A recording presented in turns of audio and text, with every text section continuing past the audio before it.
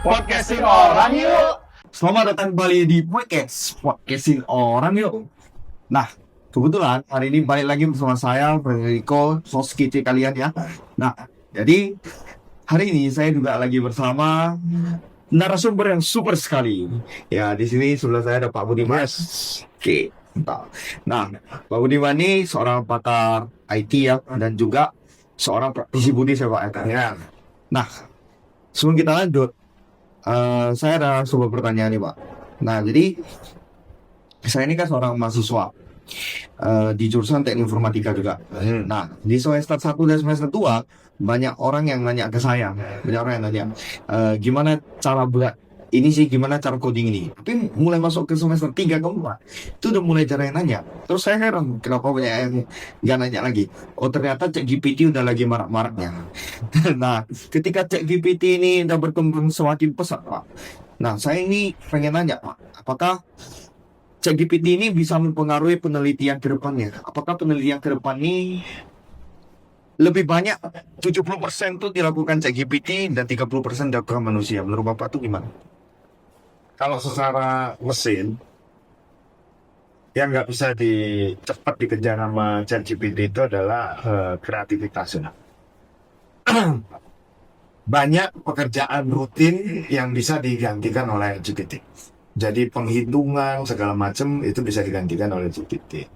Tapi begini, ini yang sering kali banyak orang suka, wah kalau udah AI sudah bisa semuanya, lantas kita semuanya dikerjakan AI dan lain-lain ya. Termasuk pemrograman kalau kalian yang di IT. Nggak bisa tuh GPT bekerja tanpa kalian belajar. Artinya kalau kamu bisa sebagai mahasiswa pemrograman yang akan bikin web, bikin apps, bikin sistem dan seterusnya, kalian harus tetap menguasai yang namanya algoritma, logika dan lain-lain, dan itu harus jadi basic. Tanpa kamu mau membangun building block yang kuat, fundamental yang kuat, nanti kita akan tergantung semua kepada GPT gitu. Yang kita juga tahu bahwa sampai hari ini GPT maupun yang lain ya, nggak cuma GPT, sebenarnya AI ini kan banyak banget sekarang. Itu hanya membantu. Jadi istilah saya jangan jadikan dia main course, tapi dia itu semacam kayak ya side dish-nya untuk bantuin kalian lah. Kalau kayaknya perlu tambahan bumbu apa, perlu ini, perlu itu. Tapi kan semua perintah yang mau dikeluarkan oleh AI apapun itu, konstruksi di kepalanya kan harus datang dari orang tadi ya. Walaupun nanti benar untuk coding udah banyak yang namanya low code, no code dan sebagainya. Dulu kita belajar Python, belajar apa yang C++ ya. C++, dulu sebelum C++ malah Pascal Pascal gitu ya. Udah nggak relevan. Tapi kalau buat saya sih itu soal bahasa pemrograman ya. The basic of programming itu urusan algoritma, urusan logic thinking dan seterusnya. Itu nggak bisa di-replace atau tidak bisa kalian tinggalkan terus kalian mengandalkan sepenuhnya kepada AI gitu. Ya, gitu ya Pak. Berarti kan lebih ditekankan bahwasanya sekarang tuh perlu yang namanya algoritma ya Pak. Kalau kita nggak paham dengan algoritma, otomatis ya biarpun ChatGPT berkembang pesat, tapi yang kita program tuh kita sendiri pun nggak ngerti apa yang isinya ya Pak. Oke, selanjutnya Pak, ini kan masih terkait soal AI ya. AI ini kan berkembang cepat ya. Kemudian robotika juga seiring berkembangnya juga cepat. Nah, pabrik itu sekarang kan sudah mulai berganti ya. Dari dulunya buruh pabrik awal kan sekarang sudah mulai diganti dengan robot, dengan mesin. Nah, apakah buruh pabrik ini kalau kita kasih seminar teknologi atau diajarin seputar teknologi, apakah mereka ini sanggup balik lagi kerja gitu Pak? Bersaing dengan para IT yang lain gitu, para pekerja. Jadi sebenarnya kan ini bukan baru ya. Kalau dulu itu banyak pabrik yang PHK karyawan segala macam, ditolongnya oleh apa sih? Sebagian itu jadi ojol, ya, ojek online. Banyak tuh PHK, banyak massal, perusahaan tekstil, perusahaan manufaktur karena diganti dengan robotik ya, automation namanya ya. Itu jadi punya pilihan pekerjaannya yang tadi jadi ojol dan lain-lain. Nah, itu untuk yang kena PHK. Ada pelatihan-pelatihan yang diselenggarakan pemerintah waktu itu dengan kartu apa, kartu ini, kartu itu untuk meningkatkan kemampuan mereka supaya mereka memahami digital dan bisa mulai nih ada yang jualan bikin apa namanya kerajinan, nggak bikin snack, makanan dan sebagainya untuk dijual online. Mereka dikasih pelatihan-pelatihan seperti itu ya dan ya banyak yang saya lihat juga beberapa yang berhasil juga ada yang jual pisang goreng online ini online dan segala macam ada.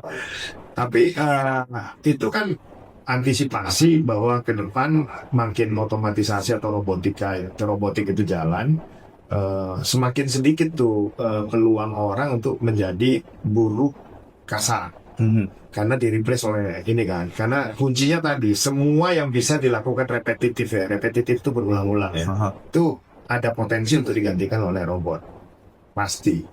Nah justru untuk anak-anak muda, anak-anak sektor terutama udah tahu fenomena itu, jangan lagi kita justru malah jalur perjalanan hidup kita terjebak lagi ke situ. Artinya kan yang dibutuhkan di masa depan itu kan udah knowledge worker banget gitu. Ya. Orang yang siap masuk ke dunia nyata gitu ya. Analisis gitu, Pak. Ya, dan tidak lagi berpikir bahwa dengan hanya jadi buruh pabrik biasa itu. Jadi dia harus sudah berpikir sesuatu yang berbeda karena dunianya kan berbeda gitu. Iya, kan. iya. Kita mengalami perubahan yang drastis banget dan kita berterima kasih. Jadi orang kadang-kadang berpikir teknologi, robotika dan lain-lain itu membuat sengsara hidup manusia, yang enggak juga. Buktinya dengan adanya ojek online nampung berapa ratus ribu tenaga kerja Iya, kan gitu benar. juga ya. Jadi nggak lihat di situnya. Cuman kan saya selalu mengatakan ke banyak orang, terutama anak muda, kalian main di apa namanya game, pakai aplikasi ini, itu dan sebagainya. Ya terpenting adalah kalau kalau kalian bisa move one step ahead, kalian harus juga mampu untuk menciptakan karya-karya seperti itu. Jadi bukan cuma sebagai penikmat aja gitu ya, tapi juga harus membuat ya. berbuat. Ya betul, kira-kira gitu. Jadi ini untuk kedepannya ya. Kalau yang sudah PHK ya sudah ada solusinya. Tapi sekarang juga nggak selalu gampang solusinya karena ya dunia kerja di yang kayak ojek online juga kan udah tidak bisa nampung sebanyak itu lagi gitu. Kira-kira gitu ya. Oke. Nah, selanjutnya nih, Pak. Ini kan tadi kan udah bahas soal tenaga kerja ya. Berarti ada UKM lah ya, Pak ya. Ada orang yang buat kayak misalnya jual pisang goreng mungkin tapi secara online gitu ya, Pak ya. Nah, hal ini kan ada yang namanya teknik bayarnya, Pak. Cara bayarnya. Nah, dalam cara bayarnya ini kan berbagai macam ya, bukan hanya di UKM tuh. Tapi sekarang kan kita tahu bahwasanya kalau mau keluar dari mall itu kan sekarang udah pakai kartu ya. Nah, kartu e-money seperti itu kan ada NFT-nya di dalamnya, Pak. Nah, NFT yang semakin responsif ini, terutama di HP kita yang udah ada fitur NFT-nya yang responsif, itu kan apakah berbahaya ini? Apakah berbahaya bagi kita yang punya kartu? Karena di kartu itu kan ada saldo. Nah, kemudian di HP itu kan ada aplikasi yang dimana kita bisa nampung data kartu itu. Nah, apakah itu akan berbahaya ke depan gitu, Pak? Ya, itu akan semakin masif karena itu kan sekarang aja kalau kamu ke mana salah satu kopi apa ya segera kopi besar, saya selalu tanya, Pak mau dipencet pinnya atau cuma di tap? Karena di kartu kredit kita juga udah ada chipnya kan. Itu juga sebabnya kenapa kok e-wallet itu yang buat isi token buat call dan lain-lain itu kenapa kok masih dibuat maksimalnya 2 juta, karena udah tahu bahayanya memang ke situ. Jadi udah melihat ke bahaya itu.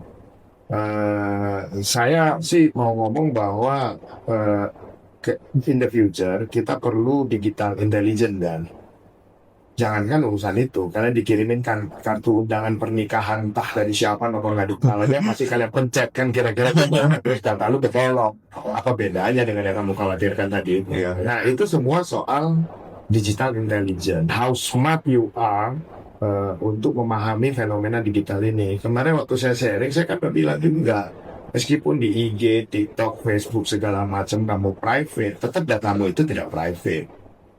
Kan kita berpikir kalau kita sebagai pengguna nggak paham tentang digital intelligence itu, Kita bikin kode private kok gitu. Itu kan sama aja kayak tadi kamu bilang, mau wallet, mau apa segala macam. Kalau nggak diproteksi dengan benar, ya bahaya banget. Ya kita yang harus pinter-pinter lah memproteksi itu, tidak umbar segala macam. Kamu bayangkan ya, cara kerja dari scammer-scammer itu pinter-pinter sekali, dan mereka mungkin belajar ilmu psikologi ya. Kalau dia bisa, kalau dia udah nyedot kamu punya nomor, dia udah tahu mamamu, papamu, adikmu, apa segala macam, dia bisa Tahu tahu diri kamu ya. as if itu adalah keluarga dan seterusnya kan. Sebenarnya mereka jago loh. Nah, kenapa kok sampai kita bisa ini? Karena ya kita mengumbar di sosial media itu seluruh kehidupan kita. Ya. Itulah yang mudah banget kalian dibaca untuk ditipu kan. Jadi makanya saya selalu bilang ya jangan jangan ini banget lah, banci banget gitu ya, banci banci sosmed gitu. Semua makan di ini, itu di ini, semua diumbar gitu. Itu agak sedikit berbahaya sih. Ini dunia scammer akan semakin besar dan akan semakin pinter, akan semakin membuat kalian tuh lengah. Itu akan terjadi. Dan ini sudah banyak sekali yang kena scammer-scammer kayak begitu, termasuk yang suruh kalian, kita dari ini kak, kalau di like, kalau di like ini nanti kamu dapat hadiah 300.000 dan seterusnya. Itu banyak banget dan itu udah jelas penipuan gitu ya. Ya itu terlalu banyak lah. Saya kemarin kan termasuk buka satu forum simposium dari kerjasama Rusia dengan Indonesia ya, Cyber Security Forum. Asia ini termasuk Indonesia itu zona merah untuk kita untuk cyber attack ya. Jadi cyber attack in a very wide range lah, dari mulai yang korporasi perusahaan dihajar kan, BRI, BNI, BNI Ya. itu kan dihajar semua. Sampai ke individu gitu ya. Apalagi dunia dark web itu berkembangnya begitu cepat. Apapun data dirimu dijual di mana-mana. Dia hack salah website gede, e-commerce gede, datanya dia cemplungin sana dan orang bisa beli. Dan it is so easy gitu ya. So saya khawatirnya kalau kita nggak memahami bahwa dunia digital itu banyak positifnya, banyak sekali mengubah dunia. Buktinya ya tadi orang PHK aja bisa kerja dari ojek online, tapi at the same time banyak juga yang rusak gara-gara urusan itu gitu ya, kena tipu dan seterusnya. Mungkin gitu ya. Oh. Nah, tadi kan kita udah bahas NFT ya, berarti kedepannya memang akan semakin berbahaya ya Pak untuk masalah. Sebenarnya nggak hanya berbahaya, itu kan menolong banget. Ya, Kita nggak mau duit kemana-mana, tinggal bahkan ya itu tadi di device yang sama, chip yang sama, itu dipakai di gudang-gudang sehingga orang nggak perlu lagi nyetok, karena semua device tadi itu, chip tadi itu dari NFC, RFID dan sebagainya, itu ngeluarin sinyal yang langsung mengidentifikasi stok gua yang ini ada segini, nggak perlu orang stok opnam satu-satu segala. ya. Kan itu membantu banget gitu ya. Cuman ya itu tadi, apapun itu selalu ada sisi negatifnya yang harus kita antisipasi. Oke, selanjutnya ini pertanyaan soal virtual reality sih Pak. Sekarang kan VR sama AR itu kan udah mulai berkembang cepat ya. Bahkan di time zone kita udah bisa ngerasain VR ya. Nah, untuk VR ini apakah memungkinkan Pak ke depannya itu kita bisa melakukan zoom ya? Karena interaksi yang terasa nyata itu, apakah kita bisa lakukan zoom itu menggunakan VR gitu Pak? Apakah memungkinkan ke depan? Saya kira awalnya memang itu yang dituju oleh ketika Zuckerberg melaunch Meta dan kemudian berubah menjadi mengintroduce metaverse itu ya. Saya masih percaya ini proyek yang terus digarap dan ke depan akan seperti itu. Cuma memang ada kelemahan satu dari dari VR itu adalah memang nggak bisa terlalu lama. Jadi kayak mata kita ditutup dengan satu alat dan itu I think maksimal 2 jam kita udah merasa agak pusing ya. Karena kan kita biasa lihat wide range gitu yang real gitu ya, tiba-tiba dimasukkan ke dalam satu chamber yang ya hanya di situ. Nah, saya dengan teman-teman Agate bikin game yang pakai VR. Seru sih. Jadi kalau kayak kita tuh kayak Spider-Man gitu ya, lagi jalan di atas papan tali untuk nyebrang ke gedung gitu ya, itu betul-betul kalau jatuh itu kayak jatuh beneran dan sebagainya. Very very good experience lah ya kalau saya bilang sih. Cuman kan nggak bisa bertahan terlalu lama. Tapi VR ini kalau dimanfaatkan, wah itu luar biasa. Misalnya kita nggak bisa ke Borobudur, apa namanya candi ya.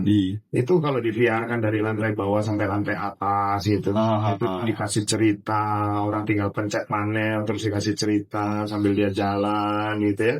Itu udah nggak perlu ke sana lagi, Pak. Nah, dan itu nggak usah dikhawatirkan. Itulah yang aku bilang bahwa sebenarnya teknologi itu enabler ya. Jadi mempermudah kita untuk mengakses apapun, termasuk tadi menikmati panel-panel yang ada di sana dengan segala ceritanya.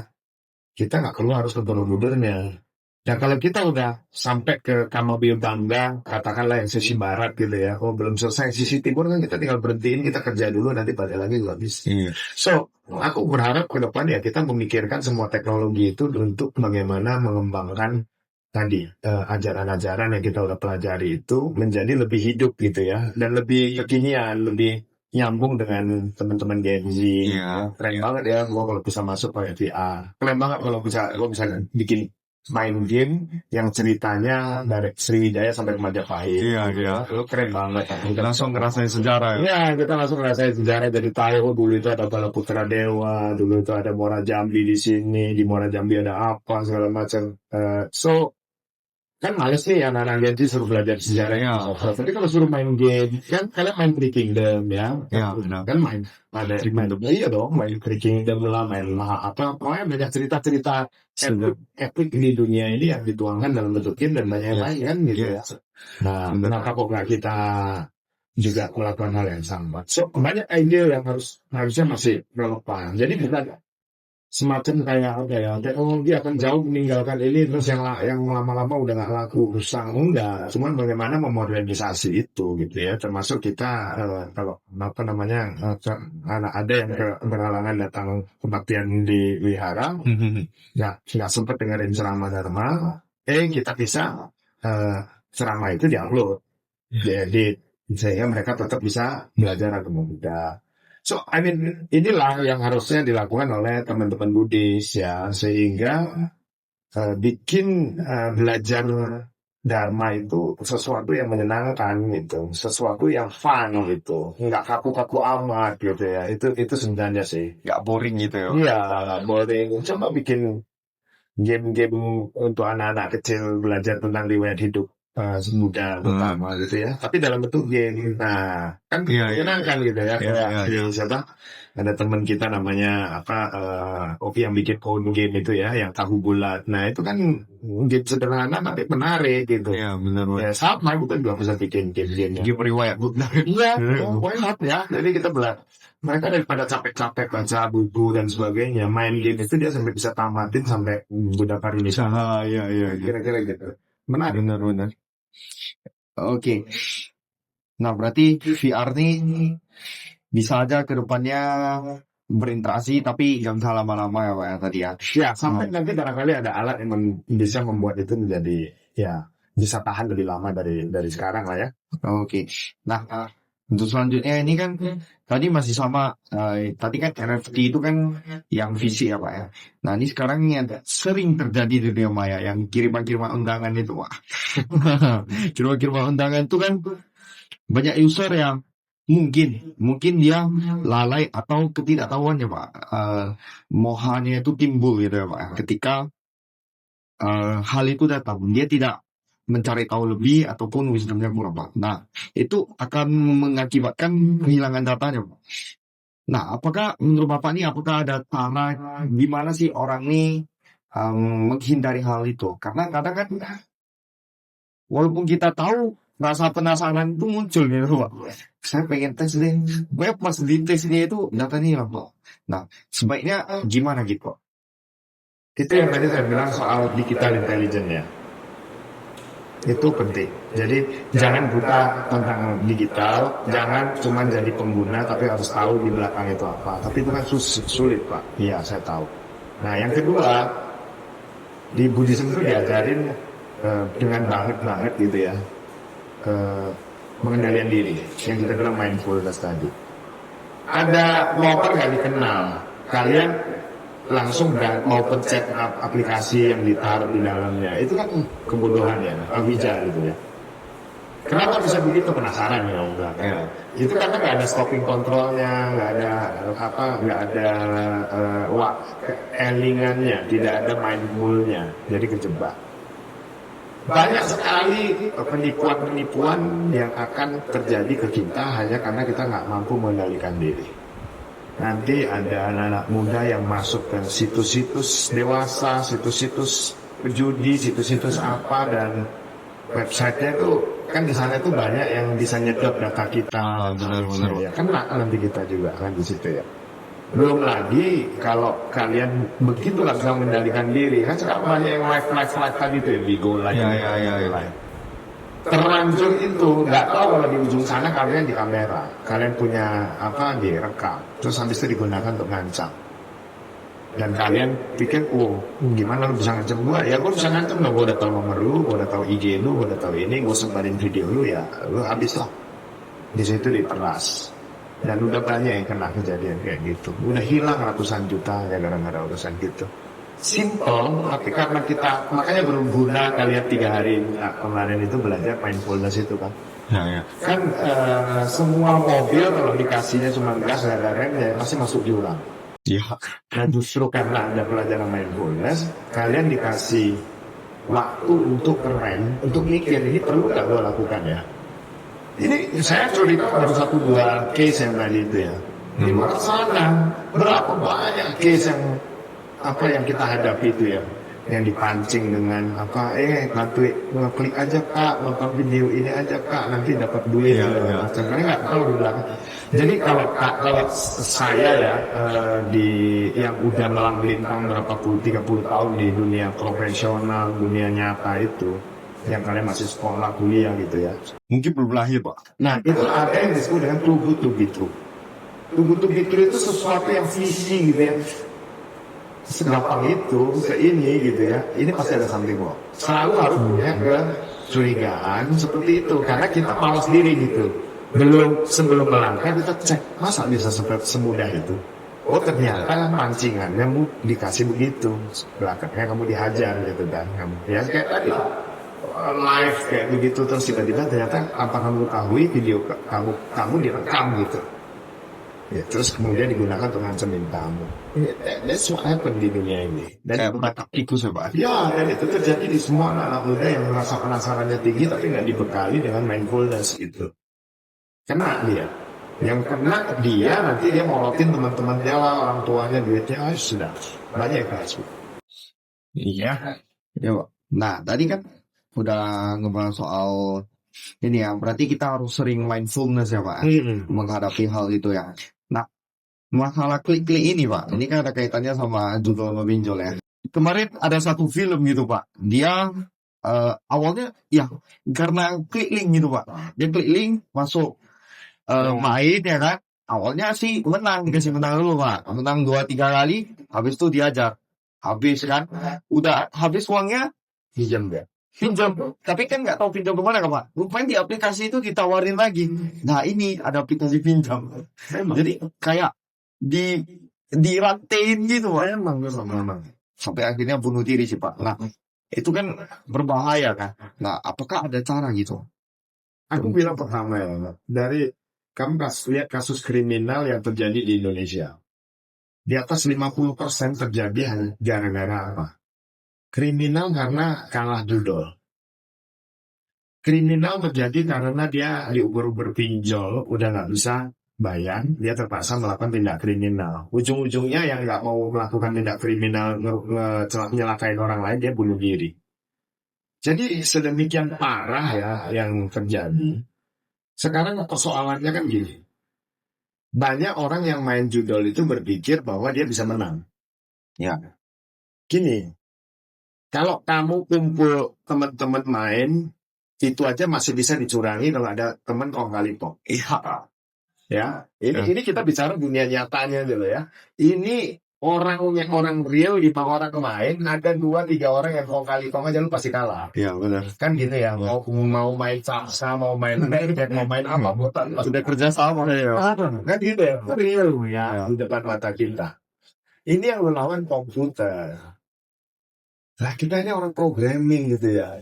Ya kok pasti set lah 80 menang kalah 20 menang. Jadi yang 20 ini selalu cerita kalau dia menang. 80 kalah kan nggak cerita. Iya. Kan hukum Pareto aja. Kok lu bisa atur 80-20? Karena waktu kalian pencet tuh mesin itu begitu cepat rekam. Ini yang banyak taruh ini yang gede apa yang kecil gitu. Kan tinggal di set begitu aja gitu ya. Oh ini lagi banyak kan yang ada di gede yang gede kita kalahin dikasih menang yang kecil. Kayak gitu itu bukan kayak kita main apa gaple atau main kartu dan lain-lain. Enggak, ini lawan mesin loh. Kayak roulette itu pencet gitu ya. Mesin-mesin di Las Vegas dan lain-lain aja masih ada yang kemungkinan bisa diakalin kalau kalian nonton film-film itu gitu. Ya, Di situ karena fisik itu masih ada gitu ya. Itu pun kan sebenarnya kan udah sangat-sangat kecil gitu. Apalagi ini nggak ada fisiknya gitu. Lu bisa bayangin, ya, tinggal buat set tel aja. Ya, jadi kayak Binoko kemarin ya, teman-teman kita Indra, kita kan mainannya gitu. Tebak gede kecil gitu, mana bisa menang? Ya pernah kita pasti komputer lah, gua kan bisa tahu lah diputar apa gitu ya. Ini kita gini loh, pemain judi kalau dia tahu bahwa kans dia menang itu kecil sekali, harusnya dia nggak usah main. Tapi namanya orang main judi gitu kan. Siapa tahu gua bagian daripada yang 5%. Berharap selalu begitu ya. Nah yang kayak gitu-gitu nggak bisa ditolong. Udah sulit lah. Karena apa? Aku curiga IQ-nya juga nggak nyampe. Diceritain gitu ya. Nah, apa yang kita perlu lakukan ada? Satu, kalau kamu malah yang jadi yang seperti sekarang terjadi di teman-teman kita ini yang setelah lulus SMK mahasiswa pengennya kerja ditarik sama teman-teman dia yang lain atau ya pokoknya kerabat dia yang lain untuk ke Kamboja kemana untuk jadi operator gitu ya. Kalau belajar Buddha Dharma itu kan sangat kalian harus tahu banget karmanya kan berat banget. Ya, karena buat ini ya apa? Buat orang merugikan orang. Iya banget. Orang bisa sampai bunuh diri, orang bisa sampai melakukan kejahatan. Anaknya yang harusnya sekolah nggak jadi sekolah gara-gara bapaknya hilang duitnya kalian sedotin segala macam gitu. Kamu bilang aku kan cuma kerja, aku dikasih gaji sama bosku. Iya tapi lu kalau bisa milih kan gak memilih pekerjaan itu. Ini untuk yang bekerja, untuk yang dicari gue. Dan itu harus cepat-cepat. Itulah ya sadar bahwa itu bukan pekerjaan yang baik. Di seluruh dunia mau ngomong agama apapun nggak ada yang melegalkan judi atau mengajarkan orang untuk berjudi dan berjudi itu baik. Baiknya. Nah, tapi kan bisnis juga judi pak. Iya, oke lah kalau kamu mau kategorikan bisnis judi. Kamu pikirkan itu bisnis yang mau kamu mainkan itu seperti bisnis. Bisnis itu lu rugi itu lu tahu kenapa rugi. Ya. Karena apa? Lu beli barangnya kemahalan, bahan bakunya, ya. Atau wow orang lu terlalu banyak, operasional lu terlalu mahal dan seterusnya. Bisa tahu kan? Ya. Ini bukan lu bisa tahu. Begitu kencet tuh langsung hilang duitnya gitu. Mana lu bisa tahu ya dari kalau gitu ya. Nah terus yang kedua soal pinjol. Aku ini kan selalu ngasih tahu ke teman-teman ya. Kenapa kok beragama Buddha? Saya selalu bilang belajar dong dari Pangeran Siddhartha keluar dari istana menjadi pertapa, meninggalkan semua kemewahan, meninggalkan semua dia punya luxury dalam hidup dia gitu ya. Lu mah pinjol itu apa sih? Pinjol itu karena lu selalu lebih besar pasar daripada dia. Selalu lebih besar pengeluaran lu daripada pendapatan lu, kan gitu ya. Lu nggak biasa untuk hidup sederhana. Tidak biasa untuk hidup yang ya nggak perlu mewah-mewah. Makan mau enak, hidup mau enak, semua mau enak. Handphone keluar yang baru lu mau beli segala macam. Terus ujung-ujungnya ya nggak punya ya pinjam kan? Kena pinjol, bahkan sampai ada yang jadi jual diri, jual ginjal, jual segala macam hanya untuk memenuhi luxury tadi itu.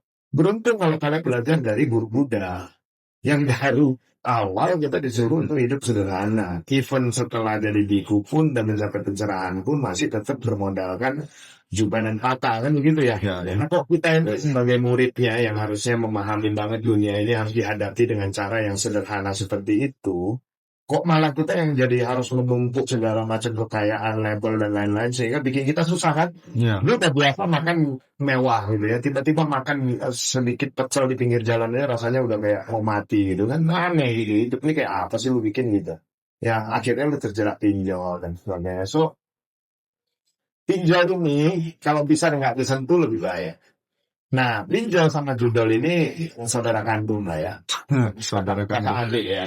Karena dia duit. Nah, terlalu panjang ceritanya. Nanti di offline aja saya ceritain kenapa kok pinjol dan judol ini kakak adik.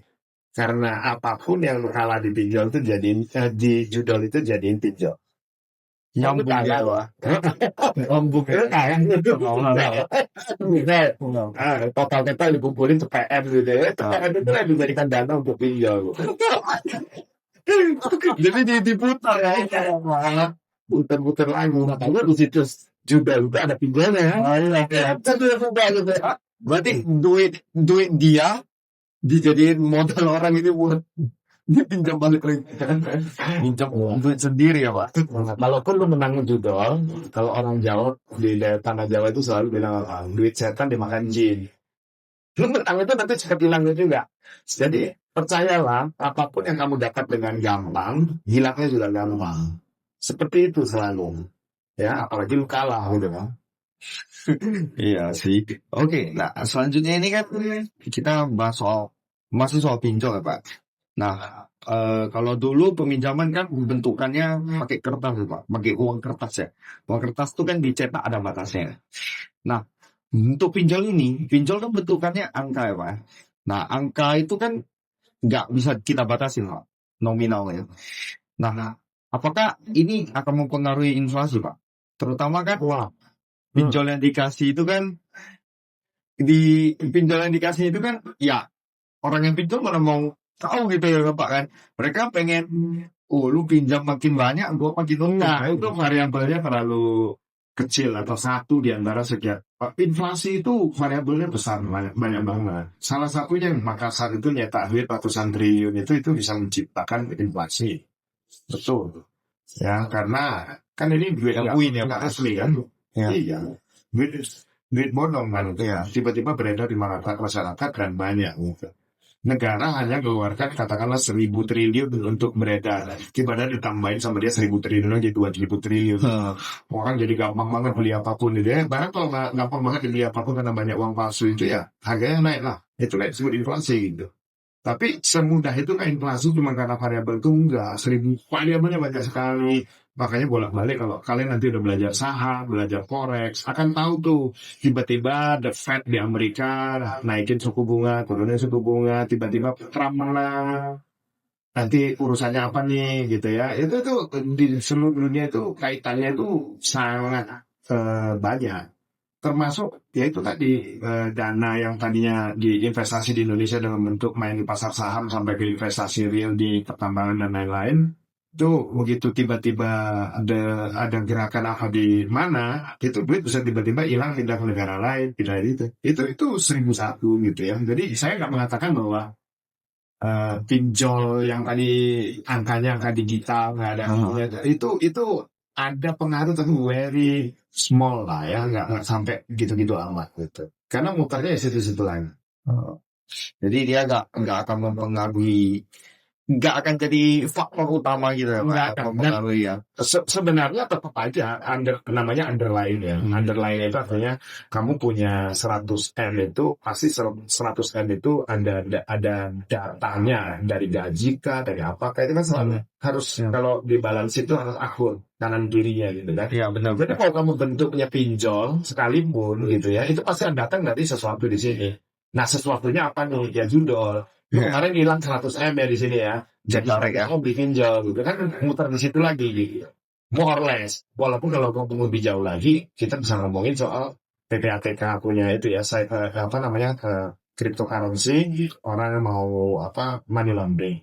Jadi bisa dimasukkan cryptocurrency bisa menarik di luar negeri. Itu pun sekarang udah jaga OJK dan sebagainya dan bakalan kalau dijelasin ini panjang sekali runutannya dan kalian akan pusing, tapi itu nggak pengaruh banget, bukan satu pengaruh variabel yang penting dalam inflasi sih. Oke. Nah, Kita udah bahas soal inflasi ya Pak tadi kan. Nah, lanjutannya ini ekonomi hijau. Kan sekarang udah mulai digalakkan ekonomi hijau oleh pemerintahan kan. Nah, banyak juga yang mobil listrik itu kan sekarang udah pajaknya itu kan murah banget ya Pak. Nah, jadi muncul pertanyaan nih, apakah mobil listrik ini beneran membantu dalam mengurangi emisi karbon? Karena kan untuk buat baterai itu tadi kan perlu pabrik ya. Pabrik itu kan ngeluarin emisi karbon juga. Nah, menurut Koko nih, ya menurut Bapak nih ya kan, apakah mobil listrik ini beneran membantu nggak? Aku bilang ya, jangankan mobil listrik. Di dunia ini, itu namanya konspirasi teori ya.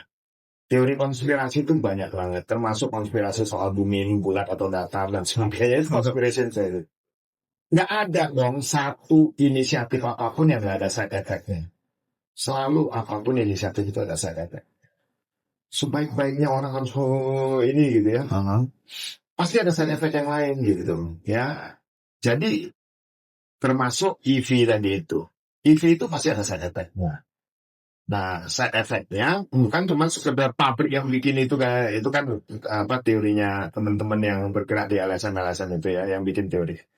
Sampah baterainya itu akan jadi PR ke depan, pasti itu hampir mirip seperti sampah plastik, botol plastik yang sekarang diproduksi sama pabrik minuman apapun. Sama berbahayanya kalau jumlahnya sudah berlimpah kan. Jadi yang tidak terlihat banyak itu adalah bagaimana mengolah sampah dari macam-macam bahan di dalamnya itu, litium lah, nikel lah, segala macam, kadmium lah, segala macam di dalamnya itu kan kalau di buang di tanah gitu, itu kan akan jadi Susah diurai. ya susah diurai dan akan ada sebagian yang mengandung radioaktif dan seterusnya. So selalu ada side effect. Saya selalu mengatakan tidak ada di dunia ini yang tidak ada side effect-nya. Sebab akibat. Selalu ada sebab akibatnya. Muter aja kayak gitu, muter aja. Tapi are we getting better? Iya, inisiatif-inisiatif dari green economy, blue economy, ESG ya, environment, social, and apa namanya governance ya, bikin apapun itu harus tidak merusak lingkungan, tidak membuat penderitaan lebih. Itu sebenarnya ke depan tuh orang berpikir ke sana soal gerakan women empowerment, SME, small medium enterprise empowerment, dan seterusnya. Menurut aku itu semua gerakan dunia itu yang kalian bisa baca betul-betul di apa namanya Sustainable Development Goals ya namanya itu bisa kalian baca. Nah, yang aku kemarin pertanyakan di teman-teman yang ramai kemarin itu adalah gini loh. Lu baca Ekawata, lu baca Karania Metasuta dan seterusnya. Itu urusan kita umat Buddha dari awal itu sudah urusan universe. Ya. Alam loh. Ya. Wawi jelasin soal Dhyani Buddha itu tadi dari Amoghasiddhila apa segala macam kan kita ngebengnya Amitabha yang di sebelah barat dan sebagainya itu universe. So Buddhism is talking about universe, but unfortunately kita ini cuman anggap itu cuman sekedar kayak baca textbook doang gitu. Not applied in our daily life. Kan aku pengennya itu justru banyak teman-teman yang muda-muda dari Setberg gitu ya, yang punya inisiatif-inisiatif keren tadi dong. Misal kamu udah tahu soal bagaimana nih EV itu akan menciptakan sampah baterai yang gede, yang banyak banget. Kenapa kok kita nggak bikin waste management itu? Mikirin soal waste management itu. Lu nggak usah jadi kritikus seni, nggak usah jadi. Kan saya bilang kalau dalam satu pertandingan sepak bola, pemain bolanya 11. Komentatornya ribuan loh. Lu ngapain jadi komentator? Komentator tuh selalu merasa lebih pintar dari yang main bola. Nanti dia latihan main bola aja nggak pernah gitu. Kan gue selalu lalu terus apa pentingnya lu jadi komentator gitu. Kalau lu mau betul-betul perbaiki cara bermain anak-anak di lapangan main bola itu, be a football player atau be a coach dan seterusnya kan gitu. Jadi yang terjun ya Pak. Iya, jadi daripada gue belajarnya panjang lebar tentang something yang very big gitu ya, bukan nggak bisa mau sampai pagi diladenin gitu. Tapi kalau ini cuma sekedar kalau Pak Prabowo mau omon-omon gitu ya, buat kok. Dia yang gue butuhkan itu adalah teman-teman Buddhis paham kalian bahwa dunia ini towards a good direction, ekonomi hijau, ekonomi biru, green new and renewable energy dan seterusnya solar panel tuh wind turbine dan seterusnya akan digunakan ke depan. Kita nanti punya satelit yang seperti ini itu yang kemarin saya jelaskan panjang lebar banyak banget. Cuma lu ngerti itu buat apa kalau lu nggak pernah berani untuk menjadi part of the changer gitu ya. Jadi bagian dari yang akan membuat perubahan di situ. Dan kita diajarkan oleh seorang Pangeran Siddhartha yang justru tidak kalau orang-orang pengen menuju ke kemapanan, kekayaan, luxury life gitu ya, justru kita dikasih contoh guru yang keluar dari istananya nyari penderitaan manusia apa yang harus diselesaikan kan gitu. Nah kenapa kok DNA ini nggak nyambung dengan umatnya gitu? Gue kan bingung nih kira-kira ya. Umatnya ini DNA-nya kemana nih? Guru lu gini kira-kira gitu ya. Kok guru lu kesini lu malah larinya ke sana gitu. Kapan nyambungnya? Makanya kita nggak ngelihat banyak teman-teman yang punya tekad passion yang besar untuk mau mengikuti jejak dan langkah guru Buddha. Memang nggak gampang, makanya menjadi umat Buddha kan tidak mudah. Iya. Gitu loh. Oke. Nah, soal masa depan nih kan Pak kan makin kesini jurusan IT itu kan makin banyak Pak. Nah ini buat anak-anak muda yang di sana, nah pasti pada nanya nih, gue pengen belajar IT, tapi kedepannya apa sih yang menurut Bapaknya? Apa sih kedepannya itu yang berguna itu? Apa sih kedepannya itu yang bakal dicari orang? Nah, ini yang pertanyaan ya. Antara gampang tapi sulit gitu ya. Gini loh, selalu orang bilang kalau duduk bisnis apa sekarang yang bagus, bisnis apa sekarang yang bagus. I think this some question ya, kalau kita duduk sama 100 orang, 99 orang akan nanya hal yang sama gitu. So, buat apa juga tuh dia pertanyaan dia. Karena buat saya tuh ya, seperti Buddha keluar dari rumah, dari istana melihat fenomena orang tua sakit, mati, itu fenomena yang sama yang sebenarnya juga lu lihat. Ya. Lu lihat di depan kita itu banyak kemiskinan, di depan kita itu banyak, selokan aja mampet, kalau ini banjir, jalan nggak beres, orang sana pencurian, sini ini, orang makan di restoran, belinya mahal-mahal, cuma dimakan separuh, seperempat, dibuang, dan seterusnya. Apa sih itu emang yang saya ceritakan itu seakan-akan kayak terjadi di planet lain. Enggak sih. Ya, itu kan lot of your eyes gitu ya di depan mata lu. Masalahnya kalau muda ngambil decision, I will change this. Jelas ya?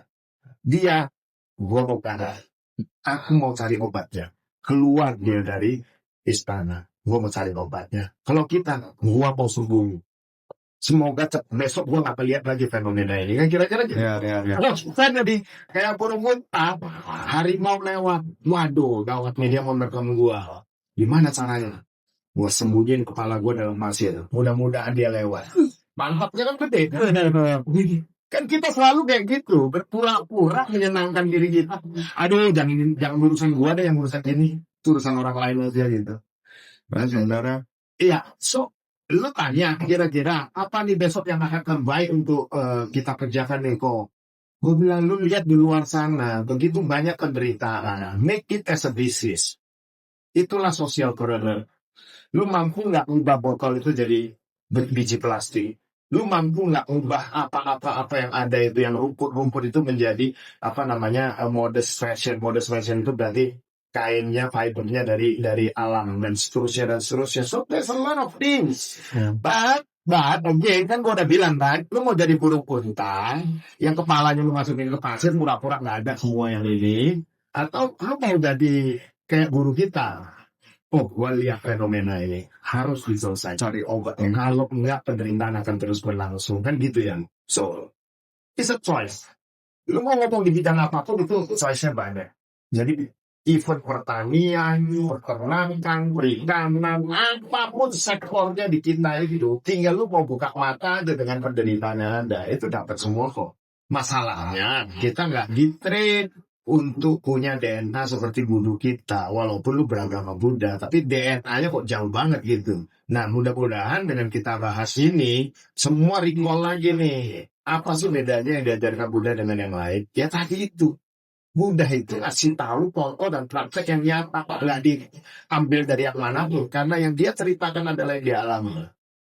Transformasi hidup dia itu dari dia menjadi petapa sampai kurus kering, tinggal tulang sama kulit nempel begitu, dikasih makan susu sama apa sujata itu apa sih? Itu ngasih tahu ke kalian semua, mana ada pencapaian sesuatu itu tinggal dipetik dari langit, mana ada.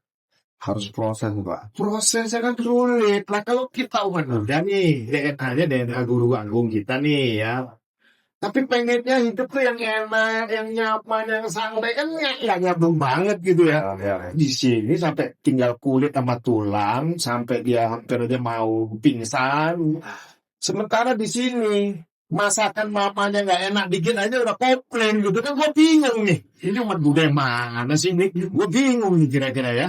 Jadi gini ya, mudah-mudahan dengan podcast ini kalian jadi lihat, oh iya ya, gue kemarin salah tuh berarti. Memang saya harus mengikuti jalur guru Buddha. Itulah yang kalau di zaman modern sekarang namanya apa? Socialpreneur. Kalian menjadi entrepreneur, jadi wirausahawan, tapi tetap memikirkan kebaikan untuk alam, kebaikan untuk orang lain, kebaikan untuk alam semesta dan seterusnya. Kayak gitu ya. Ya kamu nggak ada proyek gitu. Kalau bisa seperti itu, semua orang jadi ngeliat. Kan kemarin si Bante Bandu kan bilang, agama Buddha nggak agresif ya, penambah umat ya. Enggak. Karena kita juga nggak ada cerita bahwa kita bisa garansi ada surga kan. Ya, benar. Kan gitu ya. Tapi kan kita harus kasih lihat orang cara berpikir Buddhis tuh kayak gitu loh. Baru orang tanya, kenapa ya kamu bisa, apa, si itu bisa begini, bisa begitu. Karena basic teachingnya kalian, dari guru kita, dengan apa yang kita kerjakan tuh nyambung gitu. Oh, semua umat Buddha itu selalu orangnya compassion, welas asih. Selalu pengen menyelamatkan orang, selalu pengen membantu penderitaan. Kan keren gitu ya. Dan kalau orang tertarik, kemudian orang ini menjadi appreciate, simpati kepada agama Buddha, kepada itu baru benar gitu. Nggak perlu juga dijanjiin itu harus jadi surga dan nerakanya gitu. Ya, so ayolah kita punya banyak kesempatan. Ya, benar sekali ya, Pak. Oke. Nah, sebenarnya thank you ya, Pak, sudah menemani saya dari narasumber. Nah, jadi guys, ini sudah habis podcast-nya.